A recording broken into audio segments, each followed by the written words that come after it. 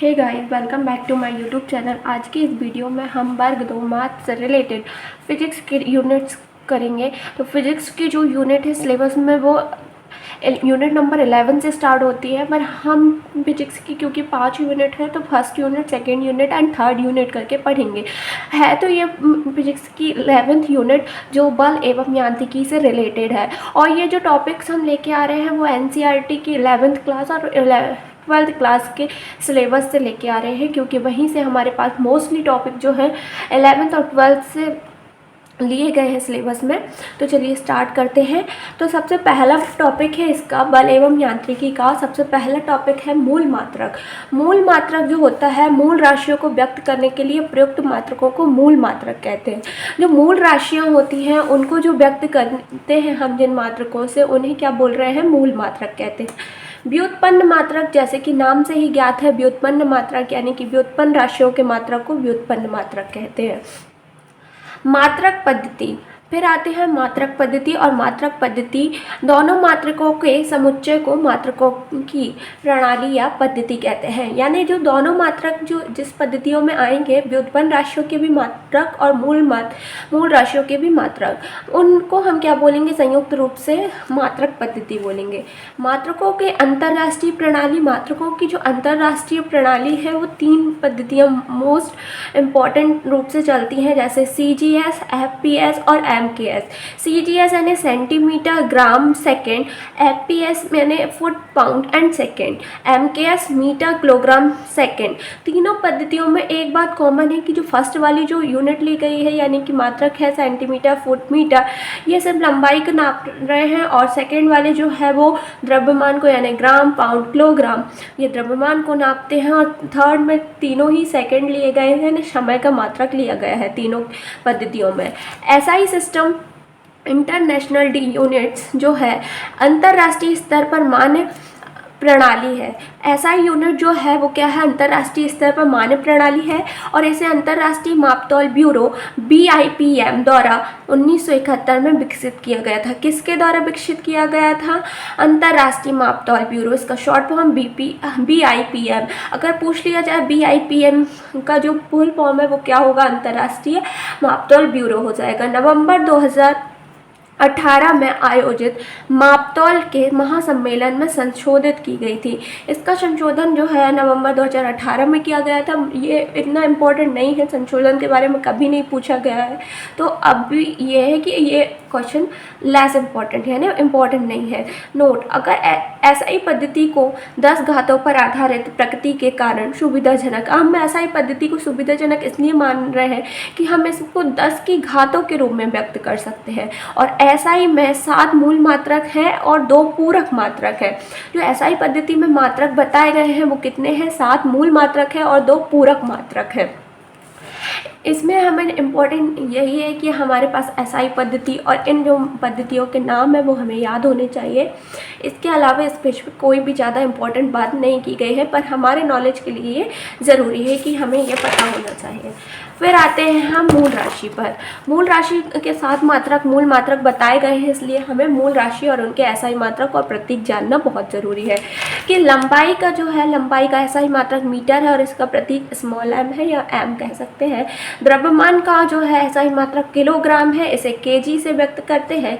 समय का मात्रक SI मात्रक सेकेंड है, इसे s से व्यक्त करते हैं। विद्युत धारा एम्पियर यानी एम्पियर को हम A से व्यक्त करते हैं। ऊष्मागतिकी ताप, जो ऊष्मागतिकी ताप है उसका SI मात्रक केल्विन है, और केल्विन को हम K से व्यक्त करते हैं।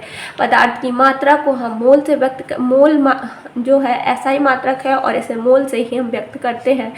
MOL लिख देते हैं, तो यहाँ पर इसका प्रतीक हो जाता है। ज्योति तीव्रता, कैंडेला, ज्योति तीव्रता को कई बार कुछ एग्जाम्स में पूछा गया है कि ज्योति तीव्रता का SI मात्रक क्या होता है, इसलिए ये इम्पोर्टेंट है परीक्षा की दृष्टि से, और इसका प्रतीक है जो CD है। हमारे पास 7 मूल मात्रक है। 7 मूल मात्रक के आपको नाम और उसके एसआई मात्रक और प्रतीक जो है बनने चाहिए, यानी याद होने चाहिए। अब आते हैं हम पूरक मात्रक पर, और पूरक मात्रक समतलीय कोण होता है जो डी थीटा से व्यक्त करते हैं, घन कोण होता है जिसे डी ओमेगा से व्यक्त करते हैं, और भौतिक राशियों की विमाएँ। भौतिक राशियों की विमाएँ के बारे में बात करेंगे तो किसी भौतिक राशि की विमाएँ उन घातों या घातांकों को कहते हैं जिन्हें उस राशि को व्यक्त करने के लिए मूल राशियों पर चढ़ाना पड़ता है। ये जो है हमारे पास मूल राशि है, और इनकी घातों में हम किसी भी अन्य राशियों को व्यक्त करते हैं, और इनकी जो घात है या उन पर घातों के रूप में हम व्यक्त करेंगे, उन्हें क्या बोलेंगे, विमाओं के रूप में व्यक्त करना। यहाँ जैसे कि हम बल को व्यक्त करके दिखाते हैं कि बल बराबर द्रव्यमान गुणित त्वरण। बल का जो सूत्र होता है द्रव्यमान और त्वरण होता है, चूँकि यहाँ द्रव्यमान जो है मूल मात्रक में हमें इसका मात्रक मिल जाता है और त्वरण का नहीं मिलता, तो हम त्वरण को और ईजी करते हैं। त्वरण का जो है वेग बटे समय होता है और वेग का होता है लंबाई बटे समय, इसलिए हम त्वरण का सीधे लिखेंगे कि लंबाई बटे समय का वर्ग। द्रव्यमान का जो विमा है, विमीय रूप है, वो है m, लंबाई का l और समय का t। तो t यहाँ बटे में है, तो यहाँ पर जो है इन्वर्स की घात आएगी, यानी -2 घात आएगी, ml2 इन्वर्स। यहाँ पर जो है भौतिक राशि की विमाएँ हमें निकालते आना चाहिए, क्योंकि हमसे पूछा जा सकता है, अन्य राशियों के विमाएँ भी पूछ सकते हैं, जैसे पृष्ठ तनाव का पूछा जा चुका है पिछले जो है प्रीवियस ईयर पेपर्स में। क्योंकि मैथ्स में तो पहले फिजिक्स आती नहीं थी, पर यह है कि केमिस्ट्री में वो साइंस सब्जेक्ट में पहले से फिजिक्स के कुछ पार्ट इंक्लूड था, तो वहाँ पर विमाएँ पूछी गई हैं। गतिमान। गतिमान यदि किसी वस्तु की स्थिति समय के साथ बदलती है तो हम कहते हैं वस्तु गतिमान है। आप कहेंगे कि इतना इजी टॉपिक लिया है, पर हम 11th की एनसीईआरटी से हर एक टॉपिक को लेके आए हैं, चाहे वो इजी हो या टफ हो, हम हर एक इजी टॉपिक से अपना बेस क्लियर करेंगे। दूरी। किसी वस्तु द्वारा चली गई दूरी की लंबाई को पथ लंबाई के रूप में परिभाषित करते हैं। जो दूरी है, हम किसी बिंदु से किसी बिंदु तक जाते हैं, यानी पथ लंबाई होती है, उसे हम क्या बोलते हैं, दूरी कहते हैं। फिर है विस्थापन। किसी वस्तु की स्थिति में परिवर्तन को हम विस्थापन कहते हैं, इसे डेल एक्स से निरूपित करते हैं। डेल एक्स बराबर x2 माइनस x1। x2 जो है अंतिम स्थिति है और x1 जो है प्रारंभिक स्थिति है। अब बोलेंगे आपकी दूरी और विस्थापन में क्या अंतर है, तो दूरी और विस्थापन में सिर्फ यही अंतर है कि दूरी जो है उसमें दिशा का ज्ञान नहीं होता, अदिश राशि है, और विस्थापन जो है वो सदिश राशि है, इसे दिशा का विज्ञान होता है। नोट। पथ लंबाई उन्हीं दो बिंदुओं के बीच के विस्थापन के परिणाम के बराबर या उससे अधिक हो सकती है। अगर हम बात करें दिशा की, तो दिशा को छोड़ दिया जाए तो जो पथ लंबाई है वो ही विस्थापन के परिणाम के बराबर आती है। अब है एक समान गति। एक समान गति जब कोई वस्तु समान अंतराल में समान दूरियां तय करती है तो ऐसी गति को एक समान गति कहते हैं। जब कोई वस्तु समान अंतराल में समान दूरियां तय करती है तो ऐसी गति को हम एक समान गति कहेंगे। अगर कोई वस्तु जो है हम हमेशा एक ही जैसे टाइम पर जो एक ही समान दूरी तय करे, उसकी दूरी जो है इतने से इतने टाइम पर वो इतनी ही दूरी तय करेगी, ये निश्चित पता हो, तो उसकी गति क्या कहलाएगी, एक समान गति कहलाएगी। यदि ऐसा नहीं है तो गति असमान कहलाएगी। यदि ऐसा नहीं है तो वो गति असमान कहलाएगी। इसका एग्जाम्पल हम ऐसे देख सकते हैं कि अगर कोई वस्तु है और वो वस्तु जो है हम मानते हैं कि वो 10 मिनट में जो है 10 मिनट में 500 मीटर की दूरी तय कर रही है, और हर 10 मिनट में 500 मीटर की ही दूरी तय कर रही है, यानी हर बार समान समय अगर हम 10 मिनट ही लें और तो वह हर बार जो है 500 मीटर की दूरी ही तय करेगी। तो इस प्रकार की गति क्या कहलाएगी, एक समान गति कहलाएगी। औसत वेग। औसत वेग जो है विस्थापन की अवधि के समय अंतराल द्वारा विस्थापन को विभाजित करने पर जो राशि प्राप्त होती है उसे औसत वेग कहते हैं। यानी जो विस्थापन डेल एक्स है उसे एक समय अंतराल जो है समय अंतराल डेल टी द्वारा अगर हम विस्थापन को विभाजित कर रहे हैं तो हमें जो एक राशि प्राप्त हो रही है इसे u या v से भी व्यक्त करते हैं, तो ये इसे क्या बोलते हैं, औसत वेग कहते हैं। अब आते हैं हम औसत चाल पर। औसत चाल वस्तु की यात्रा की अवधि में चली गई कुल पथ लंबाई एवं इसमें लगे समय अंतराल अनुपात को औसत चाल कहते हैं। जिस प्रकार हमें पता है कि औसत वेग विस्थापन और समय अंतराल के से विभाजित करने पर प्राप्त होता है, उसी प्रकार जो हमें वस्तु की यात्रा की अवधि में चली गई दूरी या कुल पथ लंबाई और समय अंतराल के अनुपात के बारे में को औसत चाल कहते हैं। नोट, यहाँ पर एक नोट लिखा हमने कि किसी वस्तु की औसत चाल किसी दिए गए समय अंतराल में उसके औसत वेग के परिणाम के बराबर या अधिक हो सकती है। जिस प्रकार पथ लंबाई थी हमारी, यानी दूरी जो है विस्थापन के बराबर हो रही थी, उसी प्रकार जो है औसत चाल भी है औसत वेग के बराबर हो सकती है, परिणाम के बराबर हो सकती है, पर यहाँ पर दिशा का ज्ञान नहीं रहेगा। ताक्षणिक वेग जो है वो है जब समय अंतराल डेल टी अत्यल्प हो तो वस्तु के औसत वेग के सीमांत मान को ताक्षणिक वेग या केवल वेग कहेंगे। यदि जो डेल टी है हमारे पास उसका मान जो है अति अल्प होने से जो हमारे पास यहाँ पर वेग का जो है औसत वेग का सीमांत मान प्राप्त हो जाएगा, उसे हम क्या बोलेंगे, ताक्षणिक वेग कहेंगे। अब है औसत त्वरण। औसत त्वरण वस्तु के वेग में परिवर्तन को संगत समय अंतराल से विभाजित करने पर जो राशि प्राप्त होती है उसे औसत त्वरण कहते हैं। अभी हमने पढ़ा था औसत वेग। औसत वेग जो है वो हमारे पास विस्थापन में परिवर्तन को हम समय अंतराल से विभाजित कर रहे थे तो औसत वेग प्राप्त हो रहा था, पर अब हम औसत वस्तु के वेग में परिवर्तन को वेग में परिवर्तन को जो है समय अंतराल से विभाजित कर देंगे। वेग में परिवर्तन को समय अंतराल से विभाजित कर देंगे तो हमारे पास जो राशि प्राप्त होगी उसे औसत त्वरण कहेंगे। अब हम ताक्षणिक त्वरण, जिस प्रकार ताक्षणिक वेग था सेम उसी प्रकार इसकी भी परिभाषा रहेगी कि जब समय अंतराल अत्यल्प हो यानी डेल टी का मान लगभग नगण्य हो जाए तो वस्तु के औसत त्वरण के सीमांत मान को, जो औसत वेग के सीमांत मान देखा था, अब यहाँ औसत त्वरण के सीमांत मान को ताक्षणिक त्वरण या केवल त्वरण कहेंगे। इसको भी हम इस प्रकार के सूत्र द्वारा प्रदर्शित कर सकते हैं। अब हम आते हैं एक समान त्वरित गति के लिए समीकरण। तो इसके जो 3 समीकरण होते हैं, पहला समीकरण होता है v बराबर u प्लस ए टी। यहाँ v अंतिम वेग, u प्रारंभिक वेग, a त्वरण और t समय है। दूसरा है s बराबर U T plus half A T. यहाँ पर s विस्थापन, u प्रारंभिक वेग, t समय, a त्वरण और यहाँ t फिर से समय है। तीसरी जो है समीकरण वो है v स्क्वायर बराबर यू स्क्वायर प्लस 2as। यहाँ भी v जो है अंतिम वेग, u प्रारंभिक वेग, a त्वरण और s विस्थापन है। ये जो फॉर्मूले हैं ये हम याद रखेंगे अगर हमारे पास जो है न्यूमेरिकल इससे रिलेटेड आ सकते हैं, जैसे कि त्वरण और प्रारंभिक वेग और समय दिया हो और हमें अंतिम वेग की गणना करना हो। इसी प्रकार इससे हम विस्थापन की गणना कर सकते हैं और यहाँ अंतिम वेग की भी गणना कर सकते हैं। बस शर्त है कि वहाँ पर जो है कुछ राशियों के मान पहले से दिए जाने चाहिए। अब हम आते हैं सदिश राशि। सदिश राशि वह राशि है जिसमें परिणाम तथा दिशा दोनों होते हैं। सदिश राशियों में परिणाम और दिशा दोनों का ज्ञान होता है। अदिश राशि वह राशि है जिसमें केवल परिणाम होता है, दिशा नहीं होती। एक समान वृत्तीय गति, अभी हमने एक समान गति पढ़ा, अब एक समान वृत्तीय गति। जब कोई वस्तु एक समान चाल से एक वृत्ताकार पक्ष पर चलती है तो वस्तु की गति को एक समान वृत्तीय गति कहते हैं।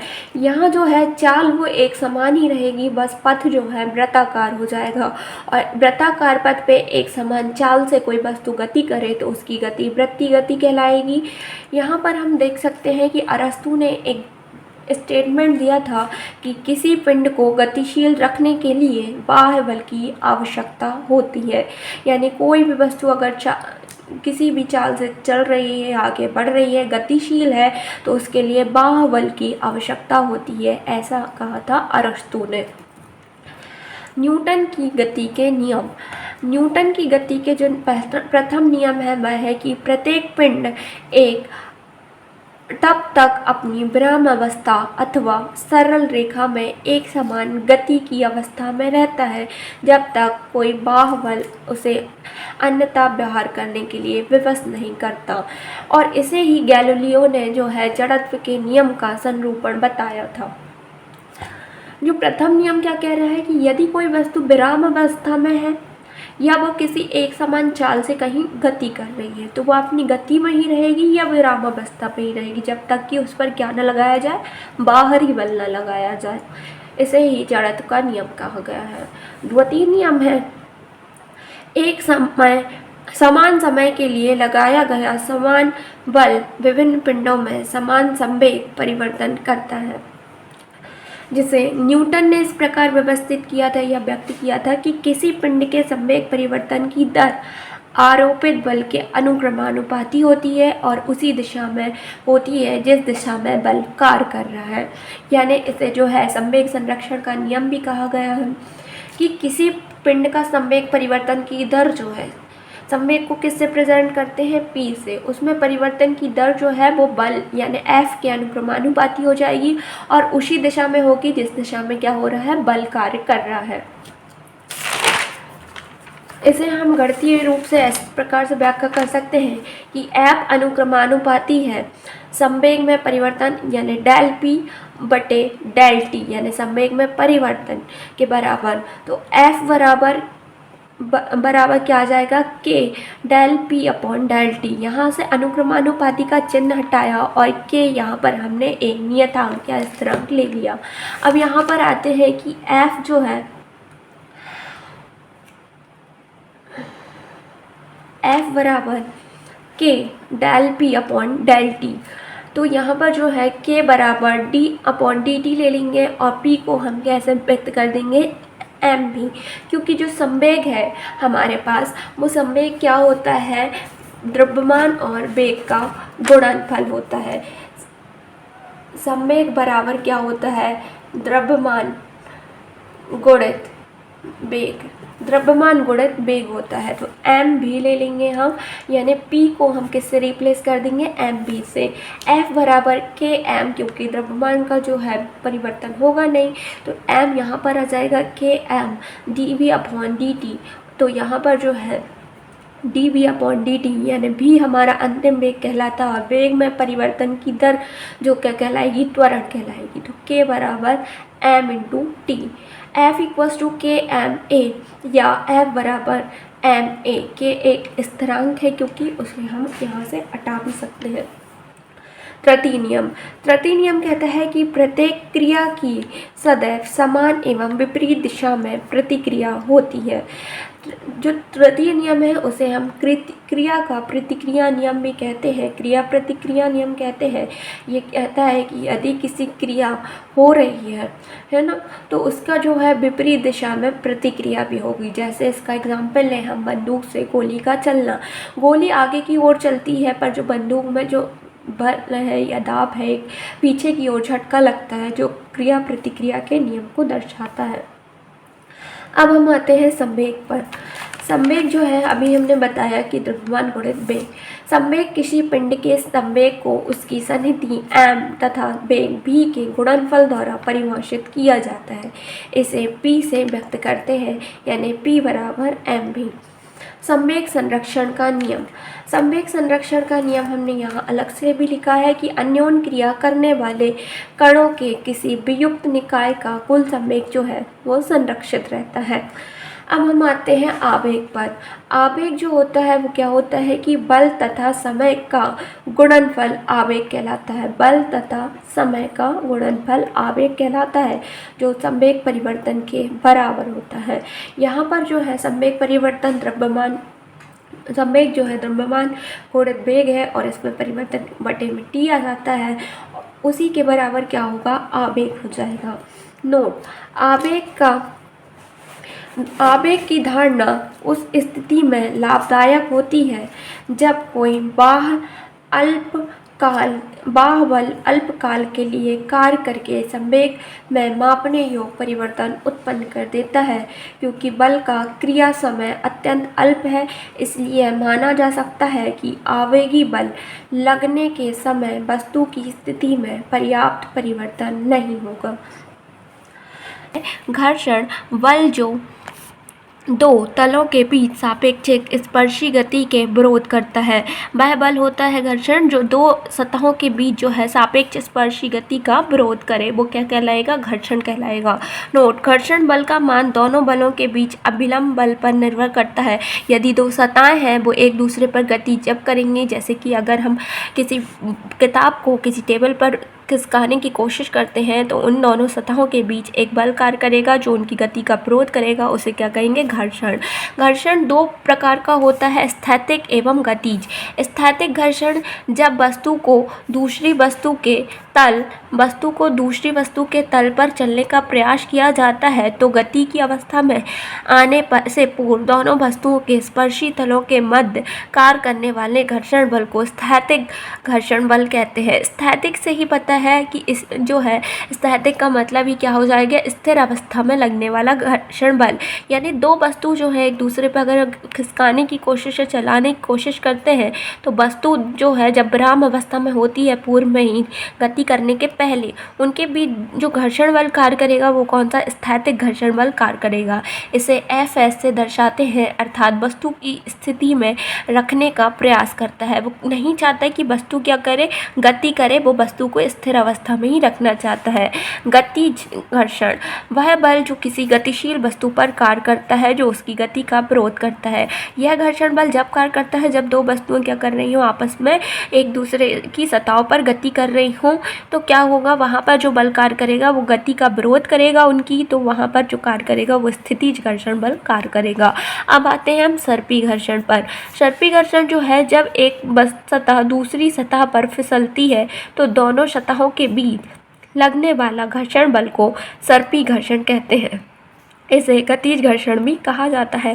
ये एक प्रकार से गतिज घर्षण है क्योंकि फिसल रही है वस्तु तो गति कर रही है और वहाँ भी जो घर्षण बल कार्य करेगा उसे गतिज घर्षण या क्या सर्पी घर्षण कहेंगे। अब है लोटनिक घर्षण।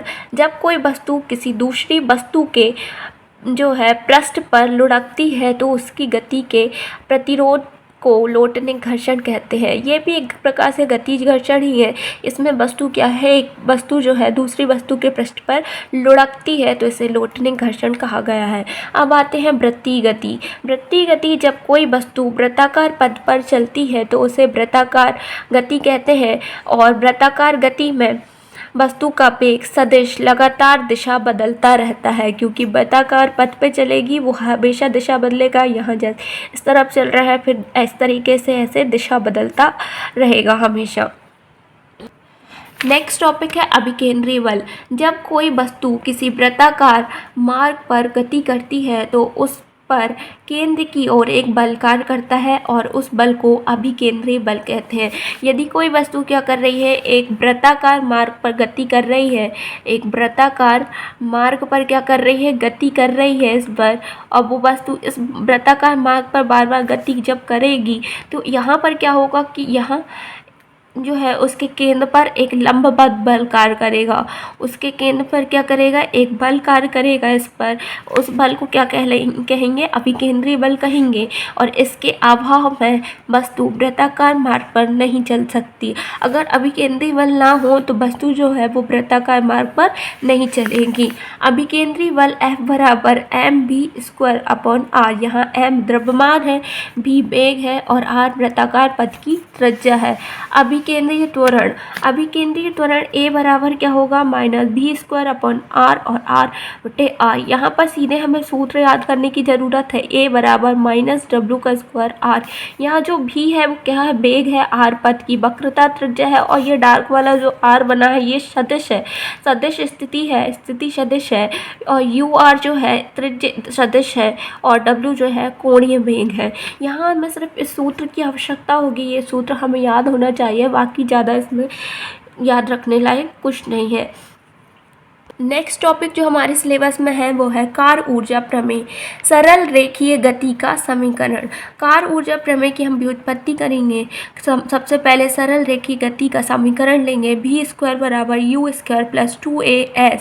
यू स्क्वायर का पक्षांतर कर देंगे तो v square minus u square equals to 2as आ जाएगा और दोनों ओर m/2 से गुणा कर देंगे तो यहाँ आ जाएगा v स्क्वायर गुणित m/2 माइनस यू स्क्वायर गुणा करेंगे m/2 से और 2as में भी m/2 से क्या कर देंगे यहाँ पर गुणा कर देंगे। तो ये जो राशि बन जाएगी वो बन जाएगी 1/2 mv square minus 1/2 mu square equals to 2 से 2 कट जाएगाmas आ जाएगा।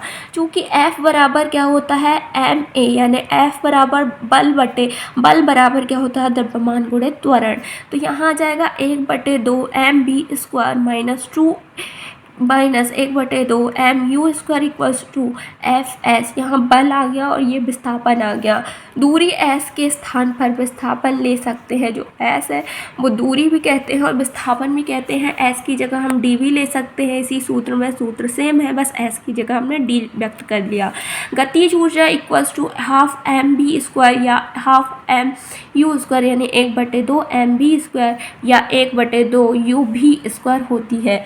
कार्य बराबर जो है F इंटू डी होता है। W यानी कार बल गुणित विस्थापन का जो मान होता है वो क्या कहलाता है, कार्य कहलाता है। यहाँ पर K minus KI equals to W। Note जो है कि पहला जो है फर्स्ट नोट जो है किसी निश्चित विस्थापन के दौरान वस्तु पर लगाया गया बल कार्य करता है। वस्तु पर जो है वो क्या कर रहा है, एक निश्चित विस्थापन के दौरान जो है यानी निश्चित विस्थापन के दौरान वस्तु पर जो बल लगाया जा रहा है वो कार्य कर रहा है यानी कार्य कहला रहा है वहाँ पर। और नेक्स्ट है कि किसी वस्तु पर लगाए गए कुल दाब द्वारा किया गया कार्य उस वस्तु की गतिज ऊर्जा में परिवर्तन के बराबर होता है। यहाँ पर जो है गतिज ऊर्जा में परिवर्तन दर्शा रहा है और ये कुल कार्य दर्शा रहा है।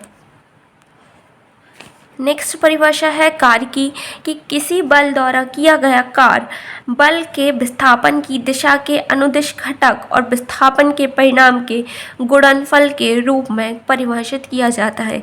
यानी W बराबर F cos theta into D या F इंटू डी। यहाँ पर F बल है और D विस्थापन है। कार्य का मात्रक जो है जूल होता है। जूल होने के अलावा भी कार्य के और मात्रक जैसे कि अर्ग बराबर 10⁻⁻7 जूल होता है। इलेक्ट्रॉन वोल्ट यानी EV से दर्शाते हैं इसे 1.6 × 10⁻⁻19 जूल।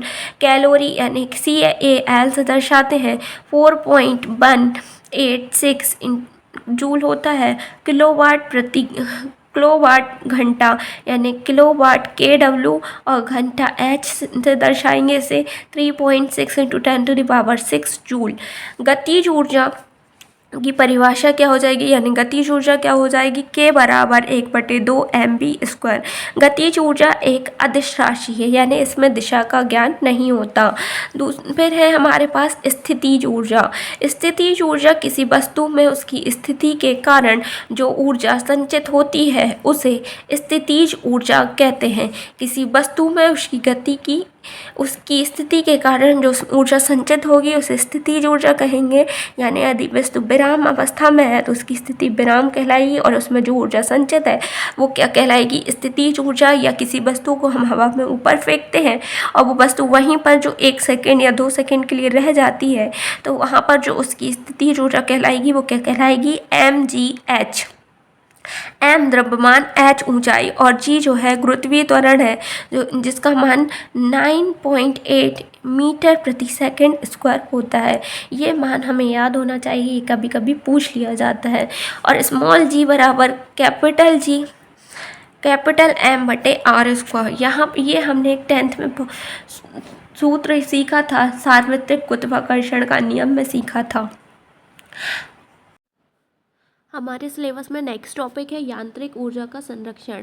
तो यांत्रिक ऊर्जा का संरक्षण कैसे होता है या किस प्रकार डिफाइन होगा कि किसी भी निकाय की कुल यांत्रिक ऊर्जा अचर रहती है यदि उस पर कार्य करने वाले बल संरक्षी हों। कैसे हों उन पर कार्य करने वाले संरक्षी? तो क्या होगी? कुल यांत्रिक ऊर्जा अचर कहलाएगी। ये क्या है? यांत्रिक ऊर्जा का संरक्षण। अब नेक्स्ट टॉपिक पे आते हैं हम, शक्ति।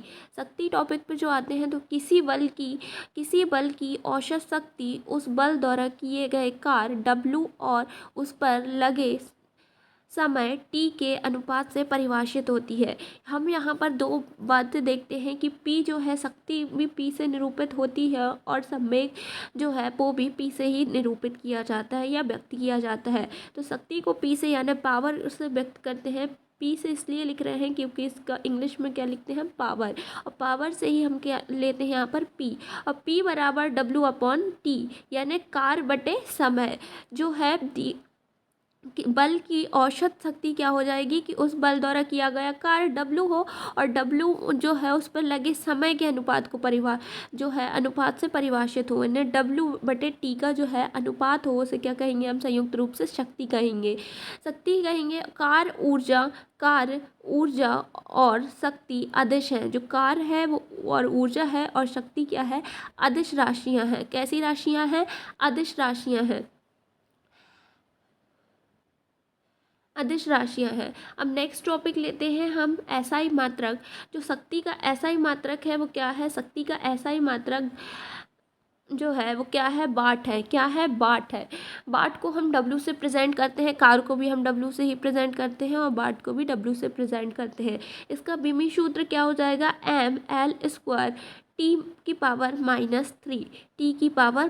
इसको याद रखिएगा। ये पहले भी जो है प्रीवियस ईयर के पेपर में पूछ लिया गया है कि शक्ति का विमी सूत्र लिखिए, mL² T⁻³ फिर है एक अश्व शक्ति। एक अश्व शक्ति की बात करें जो है, अश्व शक्ति पुराने जो है पहले के टाइम में जो है अश्व शक्ति से जो है नापा जाता था। शक्ति का मात्रक जो है अश्व शक्ति कहलाता था। HP से व्यक्त करते थे, हॉर्स पावर कहते थे इसको इंग्लिश में। और जो एक अश्व शक्ति बराबर कितना होता है? 746 वाट। कितना होता है? 746 वाट होता है। आगे देखते हैं कि विद्युत ऊर्जा की खपत के लिए मूल मात्रक किलोवाट घंटा में चुकाया जाता है, जिसे यूनिट कहते हैं। क्या कहते हैं? यूनिट कहते हैं। किलोवाट घंटा ऊर्जा का मात्रक है, ना कि शक्ति का। किसका मात्रक है? ऊर्जा का मात्रक है। शक्ति का मात्रक क्या है? वाट। और किलोवाट घंटा किसका मात्रक है? ऊर्जा का। किसका मात्रक है? ऊर्जा का। शक्ति का मात्रक नहीं है। ये आप ध्यान रखेंगे। ये पूछा जा सकता है, ऑप्शन दे दिया जाएगा कि सबसे बड़ा मात्रक क्या है। आप ऐसे किलोवाट प्रति घंटा पे टिक मत करना। शक्ति का मात्रक नहीं है, ये ऊर्जा का मात्रक है। अब आते हैं हम केपलर के नियम पर। केपलर ने 2 नियम दिए थे। पहला जो नियम दिया था कक्षाओं का नियम और दूसरा नियम दिया था क्षेत्रफलों का नियम। पहला नियम जो है वो कहता है कक्षाओं का नियम, सभी ग्रह जो है दीर्घवृत्तीय कक्षाओं में गति करते हैं तथा सूर्य इसकी नाभि में होता है। सूर्य क्या होता है? नाभि में होता है। हमने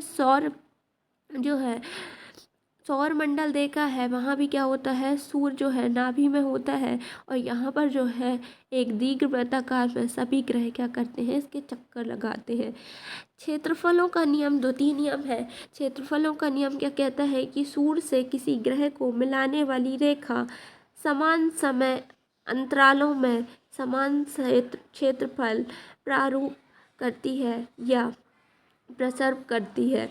जो है क्या करेगी? यहाँ पर जो है अगर यहाँ मान लें हम कोई ग्रह है, यहाँ पर हमने क्या मान लिया? कोई ग्रह है और ये ग्रह जो है सूर्य से मिलाने वाली रेखा जो हो जाएगी समान समय में क्या करेगी? समान क्षेत्रफल व्यक्त करेगी या प्रसर्व करेगी। जो अगला नियम कहता है, 3 नियमों में से अगला नियम जो कहता है वो क्या है? आवर्तकालों का नियम। कौन सा नियम है? आवर्तकालों का नियम। किसी ग्रह के परिक्रमण काल का वर्ग उस ग्रह द्वारा अनुरेखित दीर्घवृत्त के अर्धदीर्घ अक्ष के घन के अनुक्रमानुपाती होता है। ये नियम जो है वो नियम याद करने की ज़्यादा आवश्यकता नहीं है, बस हमें तीनों नियमों के नाम याद होने चाहिए। पहला नियम है कक्षाओं का नियम, द्वितीय नियम है क्षेत्रफलों का नियम और तृतीय नियम है आवर्तकाल का नियम। नियम। अब आते हैं हम अगले टॉपिक गुरुत्वाकर्षण का सार्वत्रिक नियतांक। गुरुत्वाकर्षण का सार्वत्रिक नियतांक के बारे नियम के बारे में आते हैं, सार्वत्रिक नियम में आते हैं। नियम क्या बोलता है? नियम कहता है कि न्यूटन के प्रसिद्ध शोध प्रबंध जो है प्राकृतिक दर्शन के गणितीय सिद्धांत, जिसे संक्षेप में प्रिंसिपिया कहते हैं। ये पूछा जा सकता है कि जो है किसे प्रिंसिपिया कहते हैं, तो किसे कहते हैं कि न्यूटन का प्रसिद्ध शोध प्रबंध था प्राकृतिक दर्शन के गणितीय सिद्धांत, इसे संक्षेप में प्रिंसिपिया कहते हैं, से प्राप्त किया गया है।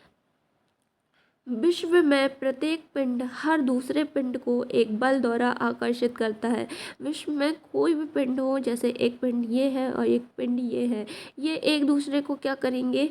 अपने बल द्वारा क्या करेंगे? आकर्षित करने की कोशिश करेंगे, जिसका परिणाम दोनों पिंडों के द्रव्यमान के गुणनफल के अनुक्रमानुपाती तथा इनके बीच की दूरी के वर्ग के व्युत्क्रमानुपाती होगा। इस पर जो बल कार्य कर रहा है दोनों, वो उसका जो है परिणाम किस पर निर्भर करेगा? F बराबर क्या हो जाएगा? F proportional to m1 m2, प्रथम पिंड का द्रव्यमान और द्वितीय पिंड का द्रव्यमान के गुणनफल का अनुक्रमानुपाती और इन दोनों के बीच की दूरी r का वर्ग का जो है व्युत्क्रमानुपाती होता है। अगर हम इसको समीकरण 1 मान लें और इसे समीकरण नंबर 2 मान लें और दोनों समीकरण को जो है मिला दें, तो F proportional to m1 m2 upon r square हो जाएगा। और ये हम अनुक्रमानुपाती का चिन्ह हटाएंगे, बराबर लगाएंगे, तो यहाँ पर एक नियतांक g ले लिया जाएगा, कैपिटल G ले लिया जाएगा, जिसे क्या कहेंगे? सार्वत्रिक गुरुत्वीय नियतांक। क्या कहेंगे? सार्वत्रिक गुरुत्वीय नियतांक कहेंगे। इसकी जो है विमा पूछ ली जाती है कभी कभी, तो जी की विमा क्या हो जाती है? m इनवर्स, यानी m की पावर -1, l की पावर 3 और t की पावर -2। जी का मान एक फिक्स होता है। क्या होता है जी का मान? जी बराबर 6.67 इंटू 10⁻11 न्यूटन मीटर स्क्वायर प्रति किलोग्राम स्क्वायर होता है। और नोट जो है पलायन चाल जो है यहाँ पर हम पता होनी चाहिए कि पृथ्वी से हम जो है पृथ्वी के गुरुत्वाकर्षण को छोड़ के जाने के लिए हमें कितनी चाल की आवश्यकता होती है, यानी पलायन चाल कहलाती है वो 11.2 किलोमीटर प्रति सेकेंड, यानी हर एक सेकेंड में 11.2 किलोमीटर हम कवर करते हुए चलेंगे, तब हम जाके पृथ्वी के गुरुत्वाकर्षण से बाहर निकल सकते हैं। पृथ्वी का गुरुत्वीय त्वरण। अब नेक्स्ट टॉपिक आता है पृथ्वी का गुरुत्वीय त्वरण। पृथ्वी के गुरुत्वाकर्षण बल के कारण किसी वस्तु के वेग में परिवर्तन की दर गुरुत्वीय त्वरण कहलाता है। पृथ्वी के किसके कारण? गुरुत्वाकर्षण बल के कारण किसी वस्तु के वेग परिवर्तन की दर गुरुत्वीय त्वरण कहलाती है।